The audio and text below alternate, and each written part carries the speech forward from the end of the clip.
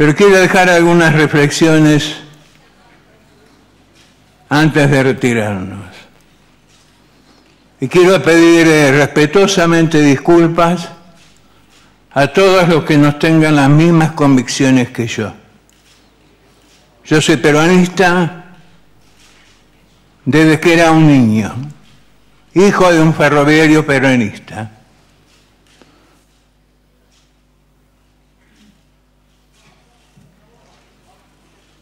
Y quiero recordar, con el solo mérito del dato histórico, sin ninguna intencionalidad política, ni ningún interés en lesionar el pensamiento de cada uno de ustedes. Hace 60 años aproximadamente, al calor de la lucha de la resistencia peronista por el retorno del general Perón a la patria y al poder, nace en un grupo de organizaciones sindicales absolutamente leales a Perón, mientras otras comenzaban a distanciarse de él, la decisión de identificarse con un solo color de listas en las elecciones de cada sindicato. Y eligen el color verde, que entre otros lo sigue usando ESMATA, lo sigue usando ATE, los ferroviarios y otras organizaciones sindicales que no vienen al caso. 60 años de historias de la lista verde en casi 90 años de historia de la Unión Ferroviaria. Una historia jalonada de glorias y de luchas. Allí en la Unión Ferroviaria, en el año 30, en su segundo piso nace la Confederación General del Trabajo. Y su primer secretario general es un ferroviario, Antonio Tramonti, entonces presidente de la Unión Ferroviaria. Funciona hasta que se divide, años después, en dos CGT, una historia que no es necesario que yo siga contando. Y hace 30 años que la lista verde, después de la vergonzosa derrota de los militares en Malvinas, estamos en la Unión Ferroviaria. En ese momento, compartiendo la conducción con otras listas, como la lista rosa de radicales y socialistas, la lista azul y la lista blanca, que expresaban otras ideas peronistas. Tardamos más de 2 años en poder normalizar definitivamente la Unión Ferroviaria. Y al calor de las urnas, a la verdad de las urnas, fue quedando la lista verde como única conducción del gremio. Es decir, hace 30 años aproximadamente, o 28, que la lista verde conduce a la Unión Ferroviaria. Jamás, en nuestros 30 años de historia, hemos registrado un hecho de violencia. Jamás hemos tenido ningún lastimado, ningún herido, a pesar de que hemos atravesado por numerosos enfrentamientos eleccionarios en distintas oportunidades, sin que se produjera ningún hecho que tuviéramos que lamentar. Tuvimos, sí, muchos compañeros que fueron víctimas de la adversidad política. Entre otros, casi 160 desaparecidos, de acuerdo a la investigación que realizó la organización. 160 desaparecidos, algunos de los cuales se ha podido identificar en los últimos años. Yo ingreso al ferrocarril en el año 64. Comienzo mi actividad sindical casi inmediatamente. En ese mismo año me afilié a la Unión Ferroviaria. Trabajé aquí cerca de Retiro, en la estación Saldías, en un taller que nosotros llamábamos desvío, de reparación de vagones, haciendo todo tipo de tareas que me mandaban a hacerlo. Hasta que hasta que mis parientes, casi todos ferroviarios, lograron que pasara a las oficinas. A las oficinas aquí, en este edificio, que llamábamos Maipú 4, donde funcionaba la Administración General del Ferrocarril Belgrano, cuyo busto se encontraba en la entrada principal sobre un pedestal de madera. Hace algunos años, tal vez 5, tal vez 6, recorrí sus pasillos. La oficina donde yo había trabajado estaba cerrada. Allí conocí a un compañero, Rafael. Éramos nada más que 3 en esa oficina y una jefa. Ese compañero Rafael comenzó también a interesarse en la militancia gremial, en la militancia política. Sus convicciones diferentes a las mías dividieron nuestros caminos. Él terminó integrando Montoneros y terminó siendo asesinado en Córdoba años después, y sus restos aparecieron identificados hace algunos pocos años. En 30 años de historia, ya sea en elecciones, ya sea frente a los numerosos cortes de vías que hemos sufrido en nuestra actividad desde prácticamente el año 2000, 2001, 2002, que fue el primero en la estación San Isidro, y como muchos de ustedes sabrán o recordarán, en casi todos los ferrocarriles, y sobre todo en Aedo, en el ferrocarril Sarmiento, hubo numerosos cortes de vías. Jamás un ferroviario fue a enfrentarse con otro en uno de esos cortes a tratar de impedirlo. El Roca se transformó poco a poco en la víctima de todos los cortes de vía que todas las organizaciones sociales registraban. Pocos recordarán, o pocos sabrán, de todas las oportunidades en que fueron cortadas las vías simplemente porque se cortaba la luz en una villa miseria. O tal vez algunos recuerde los cortes de vía que se efectuaban por organizaciones sociales, exigiendo trabajo, exigiendo dinero, exigiendo bolsas de comida. Jamás tuvimos un enfrentamiento. Jamás hubo una víctima que lamentar. Mientras tanto, los cortes de vía en otros ferrocarriles seguían registrándose. Pero fue tanto el hartazgo de nuestros compañeros en el ferrocarril Roca,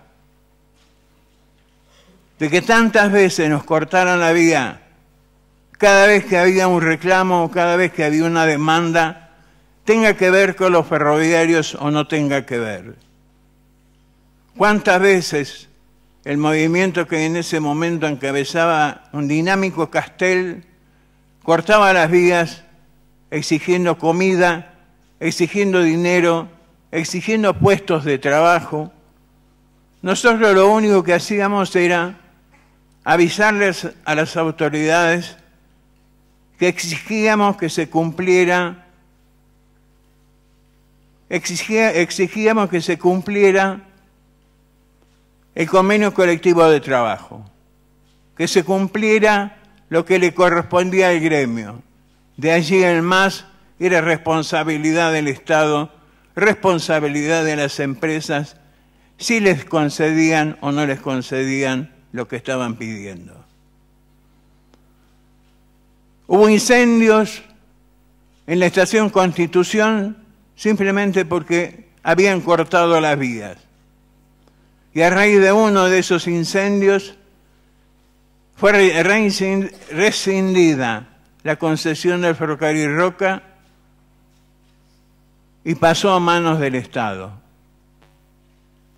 Y pasó a manos del Estado. Allí nosotros, todos los tercerizados que tenía en ese momento el Grupo Taselli, lo hicimos pasar a planta permanente, aproximadamente 1.200 trabajadores. Hay documentación en el expediente que demuestra que nosotros no estábamos de acuerdo con la tercerización de las tareas que correspondían a los afiliados de la Unión Ferroviaria prevista en el convenio colectivo de trabajo. Pero las necesidades que observamos y que sin duda afectaban a los usuarios, a los pasajeros que utilizaban ese ferrocarril para trasladarse, nos llevaron a que en un momento determinado firmáramos un acuerdo para permitir la incorporación de empresas tercerizadas, para cortar el pasto, por ejemplo, para limpiar los coches, para limpiar las estaciones, para limpiar los baños, que era imposible, eran de uso imposible para los usuarios en el interior. Hay muchos detalles a los cuales podría hacer referencia, pero en honor al tiempo los voy a dar por sobreentendido.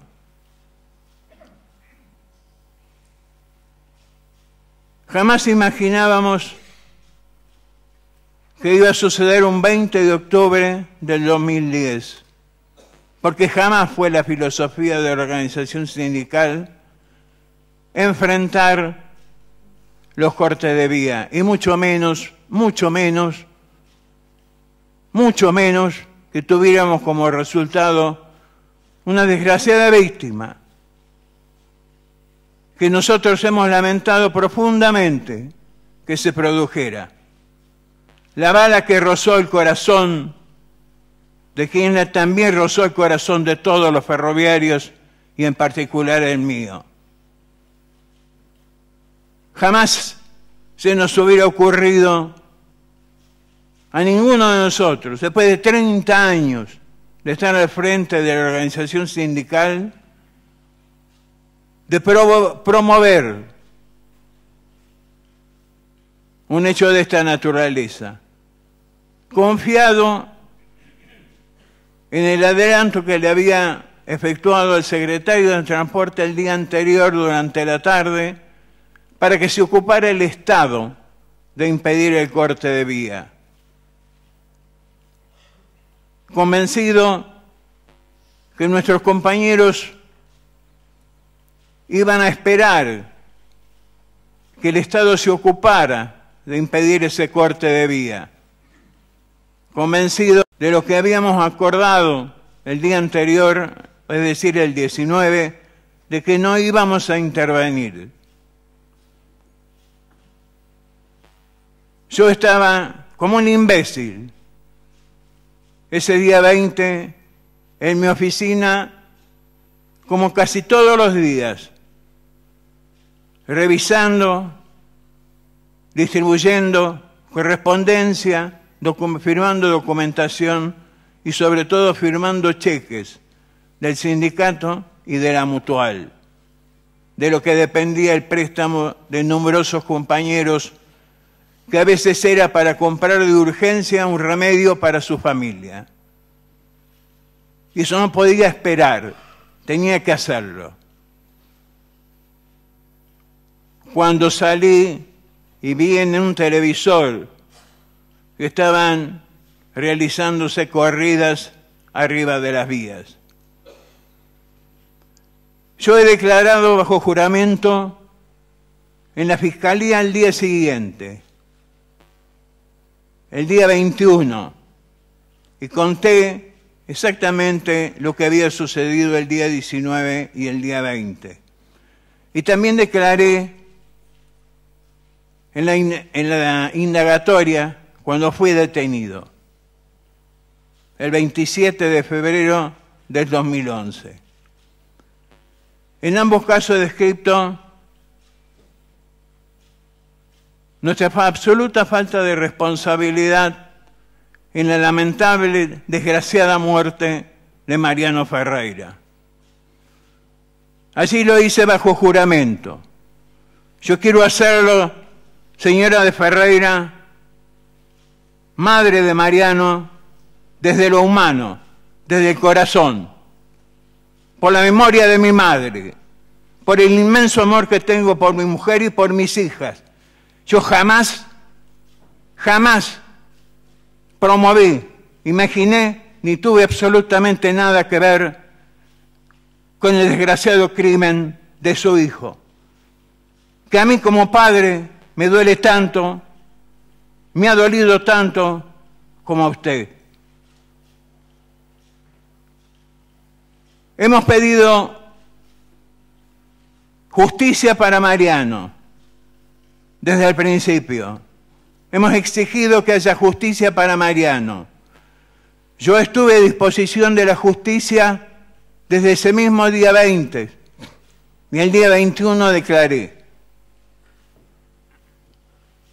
No me ausenté del país en ningún momento, ni siquiera de Buenos Aires, hasta que fui detenido. Podría haber sido llamado en cualquier momento a declarar. Sin embargo, lo hicieron cuando me detuvieron el 27 de febrero del 2011.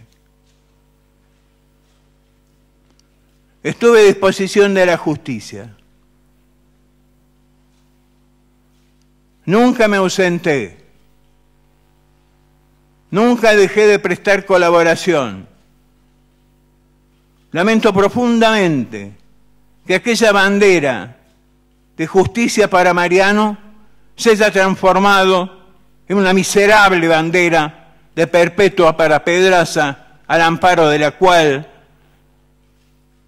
se levantan y se promueven candidaturas políticas.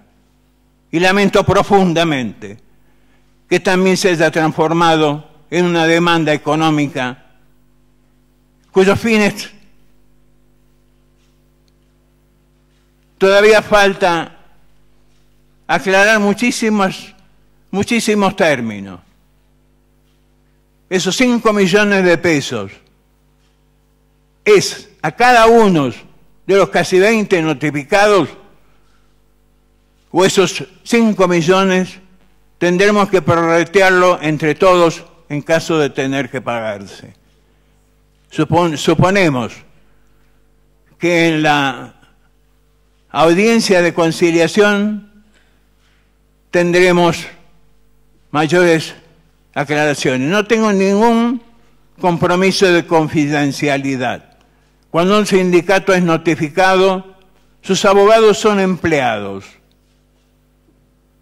que tienen que consultar y pedir autorización y mandato a un secretariado nacional compuesto por 18 miembros, entre los cuales yo formaba parte y Fernández también.